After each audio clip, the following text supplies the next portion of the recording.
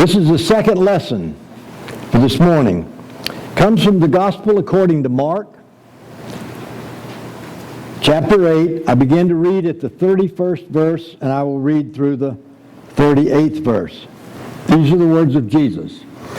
For this is before the crucifixion. For a long time, a lot of people have been following Jesus around the countryside. He gathers them together, and he says some pretty hard words. Listen, these are not comfortable words. Then he began to teach them that the Son of Man must undergo great suffering and be rejected by the elders, the chief priests, and the scribes, and be killed, and after 3 days rise again. He said all this openly. And Peter took him aside and began to rebuke him. But turning and looking at his disciples, he rebuked Peter and said, "Get behind me, Satan, for you are setting your mind not on divine things, but on human things." He called the crowd with his disciples and said to them, "If any want to become my followers, let them deny themselves and take up their cross and follow me. For those who want to save their life will lose it. And those who lose their life for my sake and for the sake of the gospel will save it. For what will it profit them to gain the whole world and forfeit their life? Indeed, what can they give in return for their life? Those who are ashamed of me and my words in this adulterous and sinful generation, of them the Son of Man will also be ashamed when he comes in the glory of his Father with the holy angels." The hard word of God for the people of God. Thanks be to God.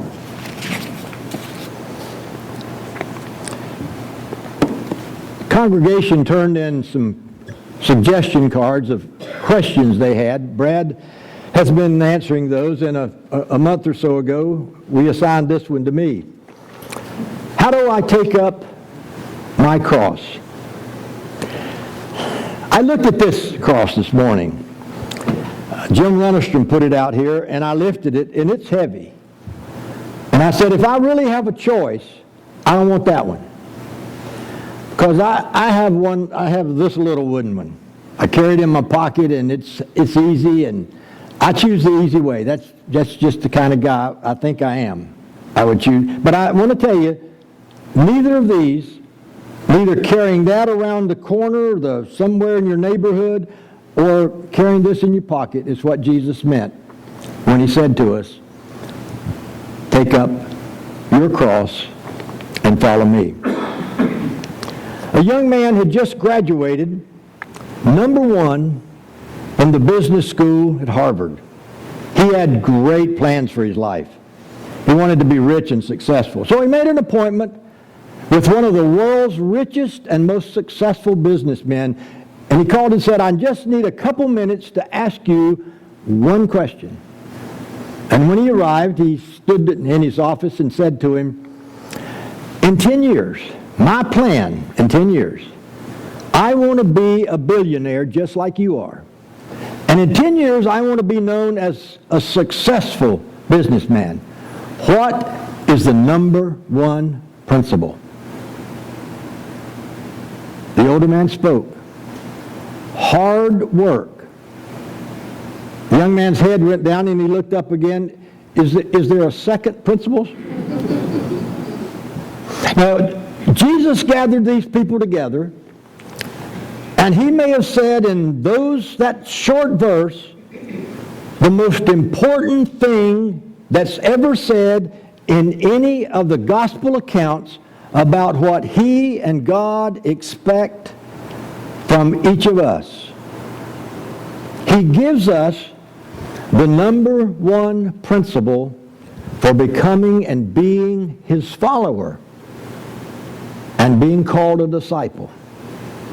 And I can assure you when I read it, I say, Lord, Give me number 2, 3, 4, 5. That one just is way too hard for me.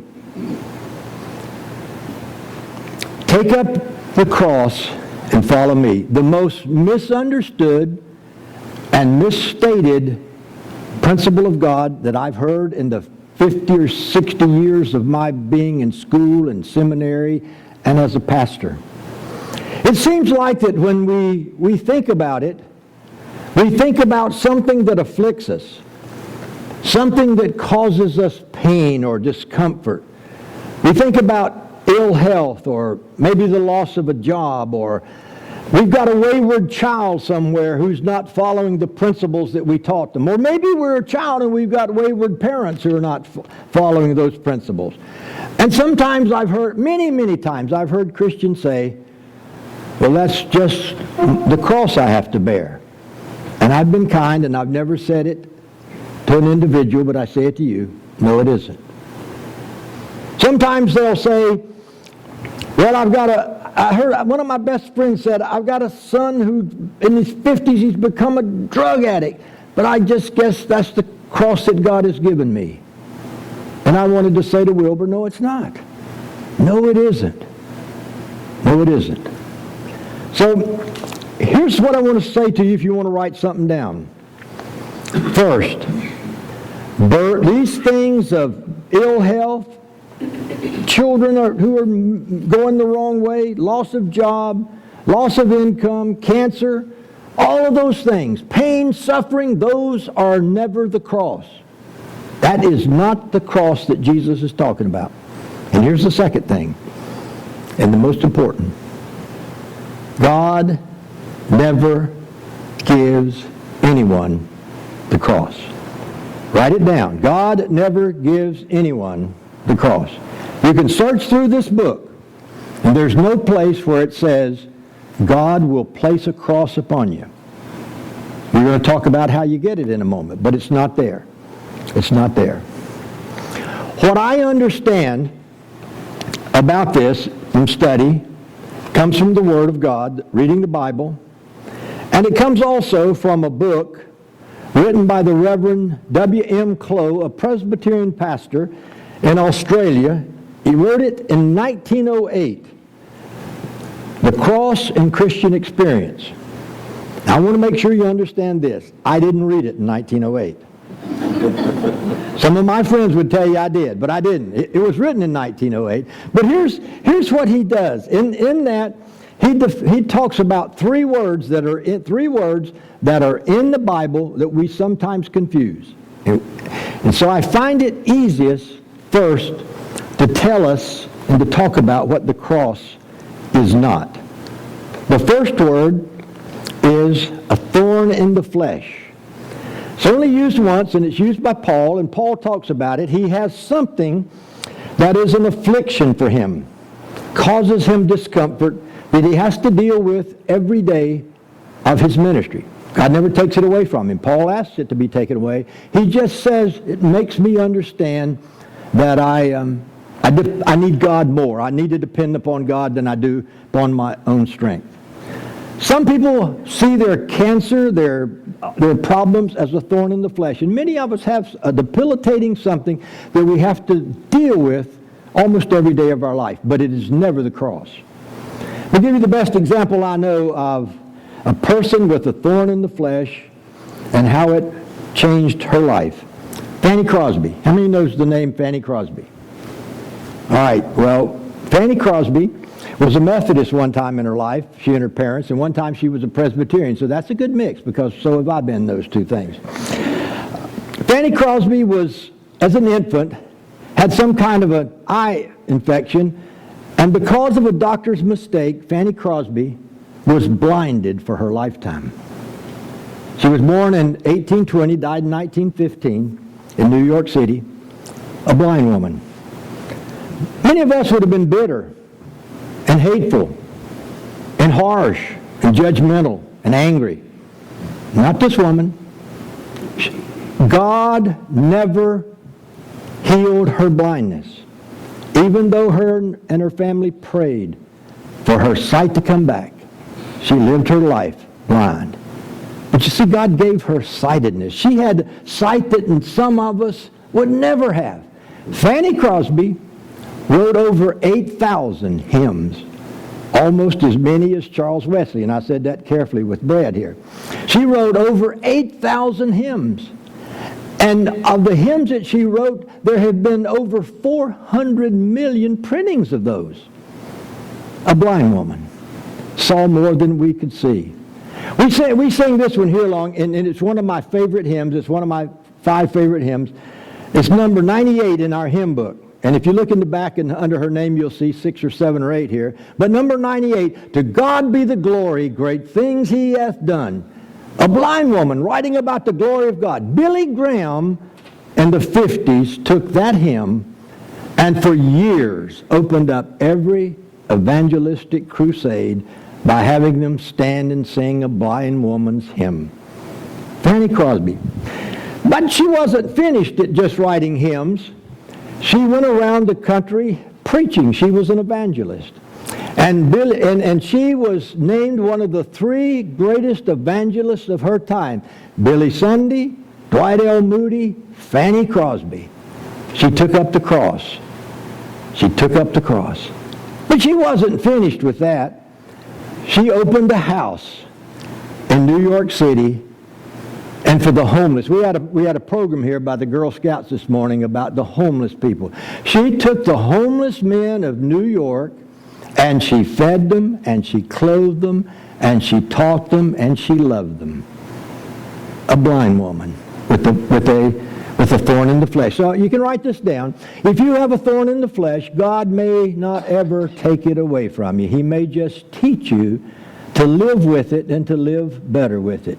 Healing is not always on our terms. Fanny Crosby was as complete a human being as any of us with 20/20 vision, as she was blind. A thorn in the flesh is not the cross. Here's the second. The Bible has the words burdens. I tried to talk to the children about burdens. Burdens are heavy things that you can't handle. Life starts with a burden. When I was born, my mother had pain. I was a pain to her, and I was a burden in that moment, I think. We go through our life, and we all have burdens. There's not a one of us that doesn't. Some people have illnesses that are burdens. Some people do have children that become burdens because they have to pay all their bills when they're the children in their 40s. We hurt, we cry, we get sick, we're lonely, we're lost, we're hungry, we're separated from each other, we're angry with each other, we go out and we hate, and we gossip about each other, and we tell stories about each other, and all of those are burdens. Children disappoint us. And sometimes parents disappoint their children. And all of those things are burdens. Last week, Brad talked to you about suicide. Some families have a suicide in them. Man, that's a burden to carry. It's a painful thing.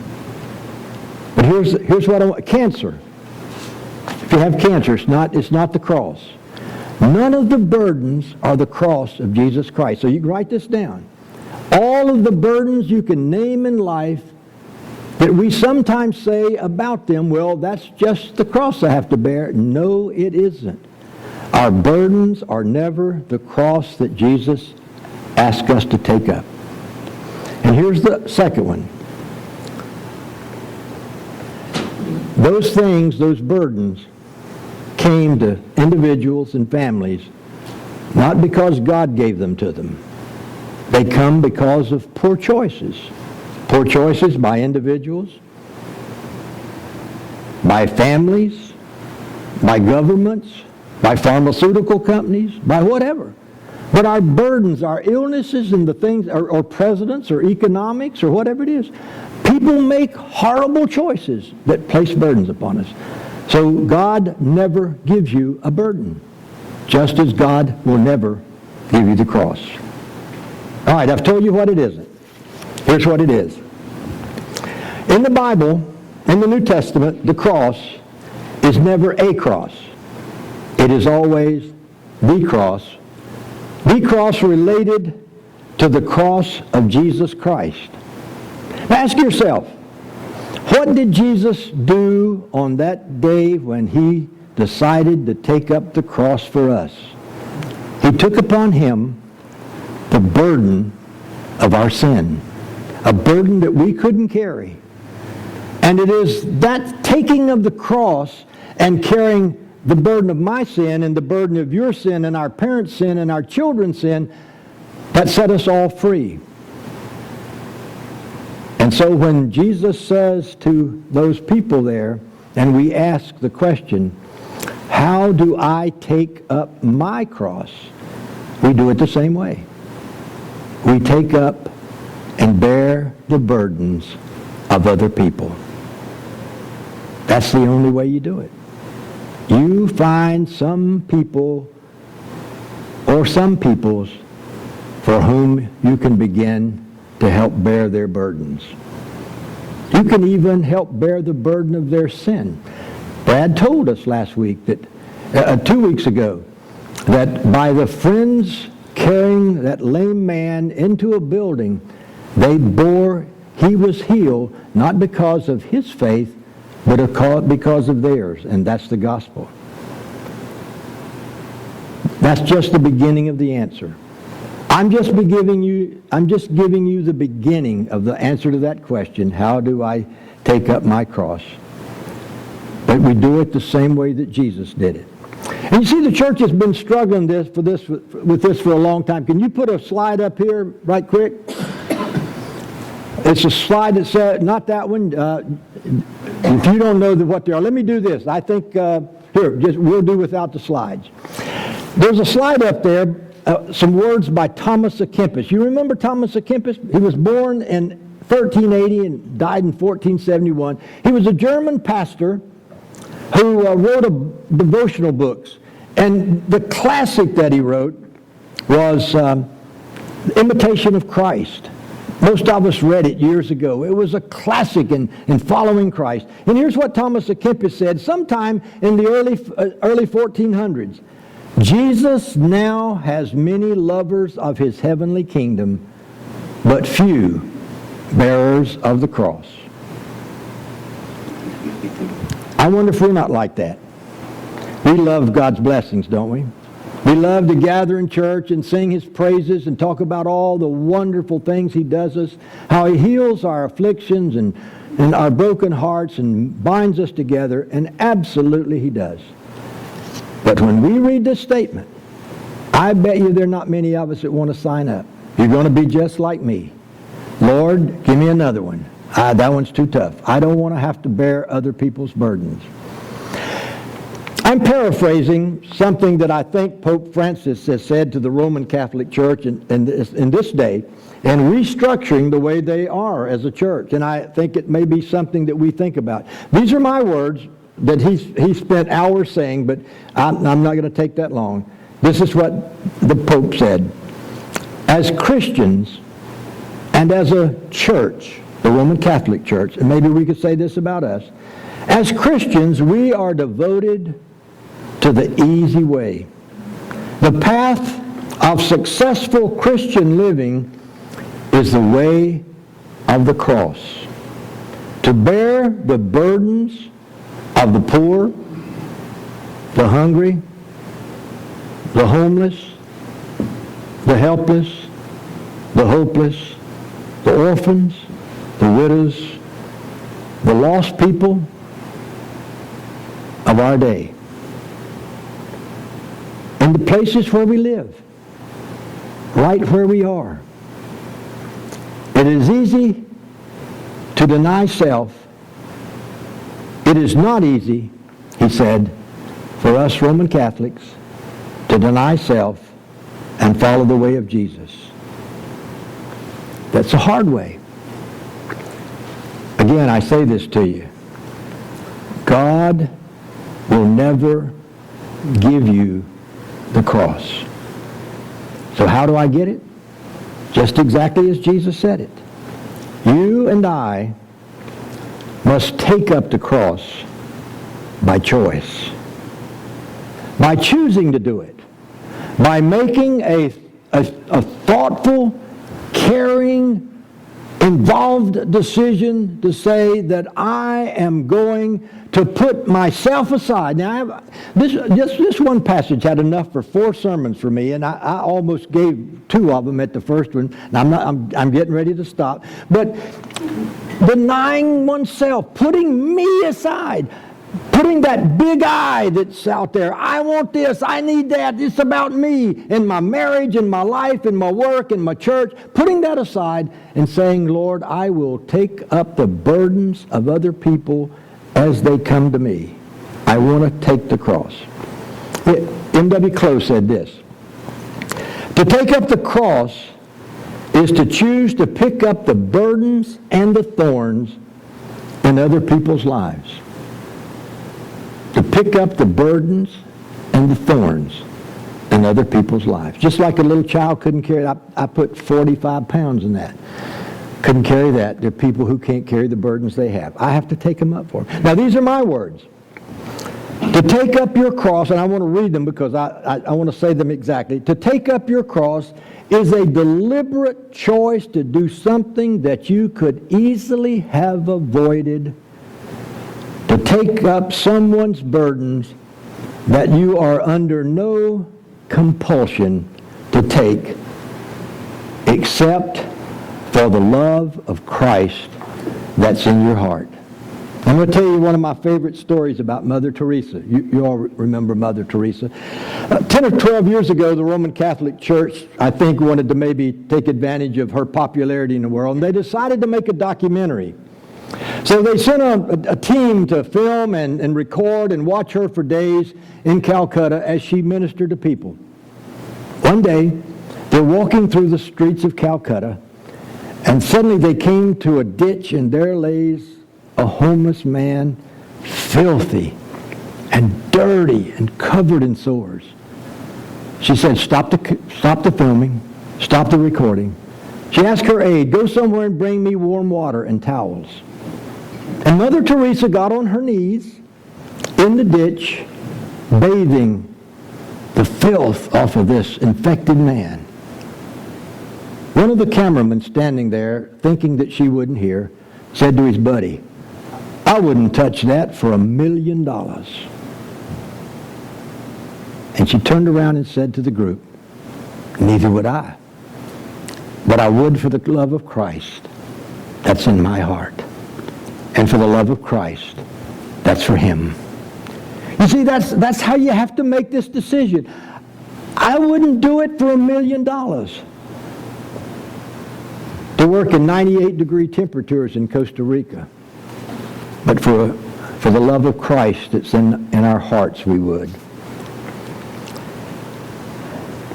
Where do we find people with burdens, you and I?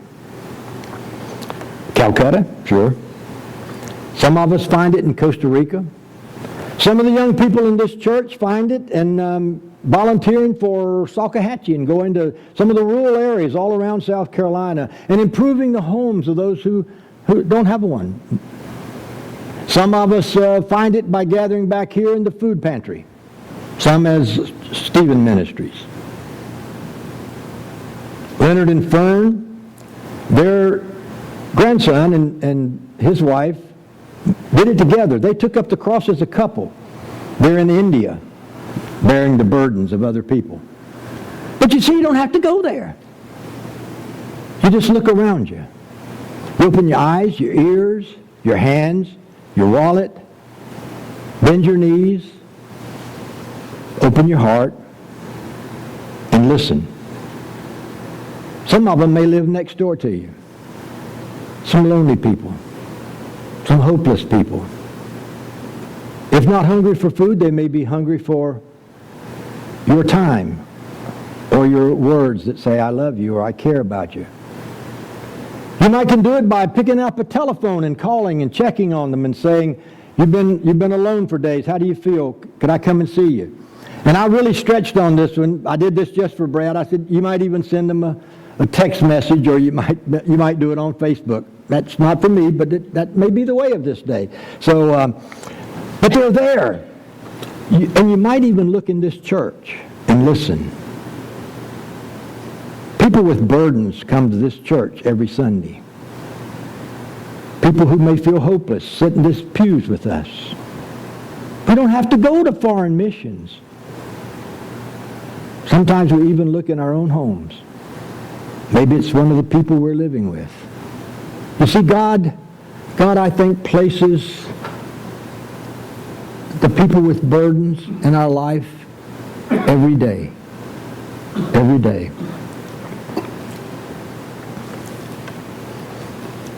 Take your bulletin and look on the front. I'm at the end. This is the Gospel according to Luke.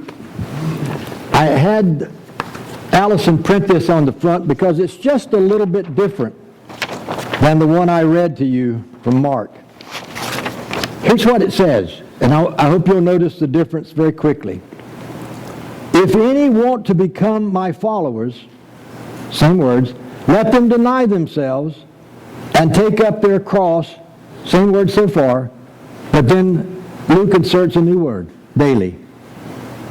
Daily. And follow me. Now the social psychologists, the people who know all about us, say that every one of us, every person in this world makes about 5,000 choices every day of our life. As soon as our eyes open, we start making choices. Did I turn on the coffee? Should I take my wife a cup while she's still in bed? What am I going to wear to work today?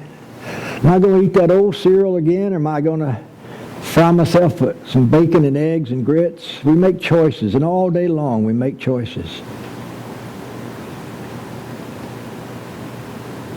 I'm a procrastinator. And if I don't start every day placing among my choices the choice of taking up the cross by bearing someone else's burdens that day, I'll soon forget it. For me, and I think for most of us, it's a daily choice. I read some statistics on a survey recently about us Americans that it said that 97% of us believe in God. 80% of us even believe that Jesus is his son. But only 40% of us believe that anything that's written in this book is relative to our life today. I don't know where you are, but one of the greatest, most difficult, hardest things that Jesus ever said to us, if you want to follow me, you want to be my follower, deny yourself. Take up your cross and follow me. And then one last reading. And this is an imperative. This is also in the Gospel according to Luke. This is Jesus speaking to his disciples, those who were following him, a little bit closer to the crucifixion and the resurrection. In Luke chapter 14, verse 27, he says these words, "Whoever does not carry the cross and follow me cannot be my disciple." This is the word of God for the people of God, and don't say thanks be to God, because that's a hard word to carry. Whoever does not carry the cross and follow me cannot be my disciple. Amen.